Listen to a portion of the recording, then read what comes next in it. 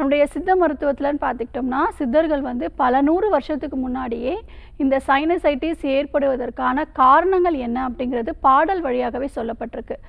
என்ன அப்படின்னு பார்த்தோம்னா, பண்பான பித்தத்தில் சேத்துமும் கூடி பரிசித்தால் பீனிசம் என்னும் நோய் உண்டாகும் அப்படின்னு சொல்லியிருக்காங்க.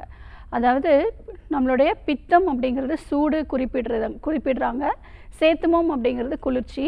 ஸோ இது ரெண்டும் ஒன்றாக இணையும் பொழுது பீனிசம் அப்படின்னு சொல்லக்கூடிய சைனசைட்டிஸ் உண்டாகும் அப்படின்னு சொல்லப்பட்டிருக்கு. அப்போது நம்மளுடைய உடம்பு வந்து பொதுவாகவே நம்முடைய உடல் இயங்குவதற்கு முக்கியமான 3 உடல் தாதுக்கள் இருக்குது. அது வந்து வாதம், பித்தம், கபம் அப்படின்னு நம்ம சொல்கிறோம்.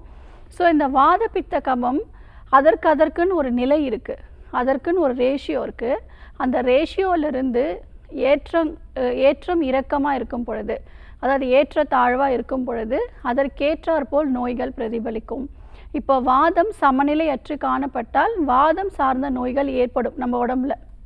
அதே மாதிரி பித்தம் சமநிலையற்று காணப்பட்டால் பித்தம் சார்ந்த நோய்களும், கபம் சமநிலையற்று காணப்பட்டால் கபம் சார்ந்த நோய்கள் அப்படின்னு நம்ம பிரிச்சிருக்கோம்.